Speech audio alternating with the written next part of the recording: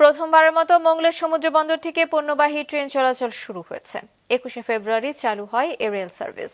এদিন সকালে ট্রেনে করে পাকিস্তান থেকে আমদানি করা চিটাগুড় নেওয়া হয় সিরাজগঞ্জের বাঘাবাড়িতে।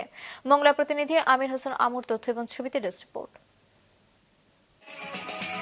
পানামার পতাকাবাহী পণ্য বোঝাই জাহাজ এমটি ডলফিন 19 গেল 22শে জানুয়ারি পাকিস্তানের করাচি থেকে মোংলা বন্দরের উদ্দেশ্যে যাত্রা শুরু করে। 6 ফেব্রুয়ারি 5500 মেট্রিক টন চিটাগুড় নিয়ে মোংলা বন্দরের 8 নম্বর জেটিতে ফেরে। পরে পণ্য খালাস করে United refinery and bulk storage লিমিটেডে সংরক্ষণ করা হয়।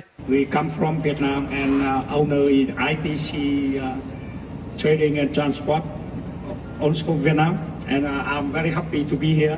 বন্দর কর্তৃপক্ষের প্রচেষ্টায় গেল 20শে ফেব্রুয়ারি মোংলা বন্দর থেকে চিটাগুড় পরিবহন করতে প্রথমবারের মতো আসে ট্রেন। স্বল্প সময়ের মধ্যে পণ্য বোঝাই করে 21শে ফেব্রুয়ারি সকালে গন্তব্যের উদ্দেশ্যে ছেড়ে যায় ট্রেনটি। যে কোনো আমদানি হলে বা রপ্তানি হলে আমাদের পোর্টে কার্যক্রম বেড়ে যায়। পোর্টের আমরা ডিউজ পাই, বিভিন্ন এই যে আমাদের ডেভেলপমেন্ট হয়, আমাদের পোর্টের ইনকাম বেড়ে যায়, সেটা পোর্টের জন্য একটা বাড়তি পাওনা।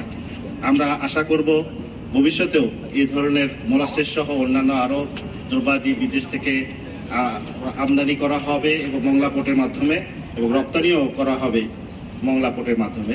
সিরাজগঞ্জ জেলার বাঘাবাড়িতে পৌঁছাবে ট্রেনটি। পরবর্তীতে দেশের বিভিন্ন ফিড কোম্পানিতে সরবরাহ করা হবে চিটাগুড়। এদিকে ট্রেন চালু হয় সাশ্রয় হবে পণ্য পরিবহন মনে করছেন ব্যবসায়ীরা। ভারত চিটাগুড়ের উপরে হঠাৎ করে 50% রপ্তানি শুল্ক আরোপ করেছে। কোনোভাবেই বড় নিয়ে আসি ছোট নিয়ে আসি, কোনোভাবে এই পণ্যটি বাংলাদেশে এসে মানে আমাদের যে কস্টিং পড়বে সেটি আমাদের কোনো পোষাচ্ছে না কোনোভাবে। যে কারণে আমরা বিকল্প পথ পাশাপাশি আমরা পেয়েছি পাকিস্তান, সেখান থেকে আমরা নিয়ে আসছি অনেক সুলভ মূল্যে। ট্রেন চালু হওয়ার মধ্য দিয়ে আমদানি ও রপ্তানি বাণিজ্যে মোংলা বন্দর সম্ভাবনার নতুন দুয়ার খুলেছে বলে মনে করছেন সংশ্লিষ্টরা। কাউসার আহমেদ, মাছরাঙ্গা নিউজ ডেস্ক।